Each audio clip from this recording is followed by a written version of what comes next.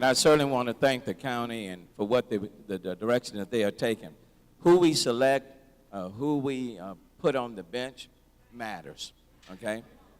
For anybody who tell you it doesn't matter, let me tell you, it matters. Because if you don't have an appreciation of the walk that people have to take, what they're having to go through, you want a system that's just, but just for everybody. And so who's on the bench matters.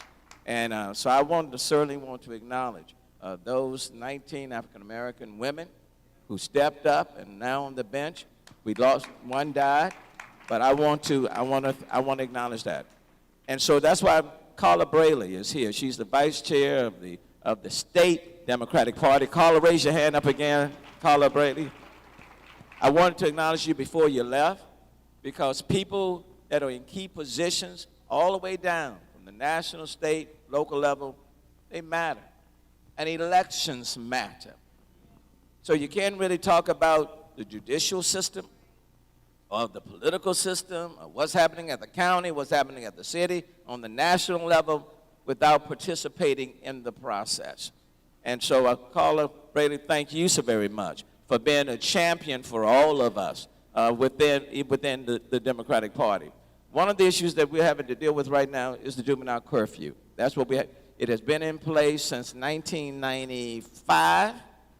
And when it was first put in place, I think shortly after, there was like 14,000 citations that were issued. Now, last year, I think it was 137. And every 3 years, we have to decide whether or not we're going to continue it or not. And so we're looking at it right now before City Council.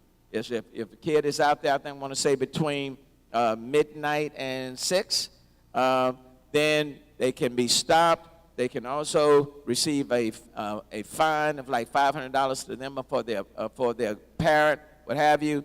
And so we're looking at making modifications. And I will tell you that I am inclined to either significantly reduce that fine or get rid of it. We're looking at making modifications.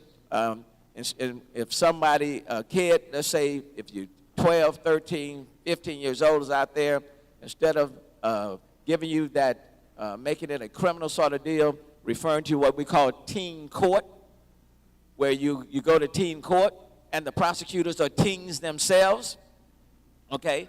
And we use it more of a teachable moment. And because the key is we don't want our kids on the streets at 3, 4, 5 o'clock in the morning. Okay? You don't want, so we got to have a tool to say no, but then but you don't want to criminalize them too at the same time.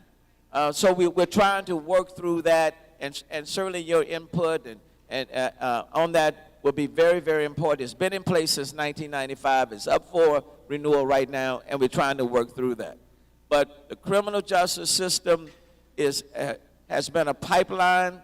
We're having to address that because you literally can change the trajectory of somebody's life. And so it has to be a just system that works for everyone. And on this issue, I do want to give a special credit and acknowledgement to the county for the leadership that they have taken and the substantive changes that they have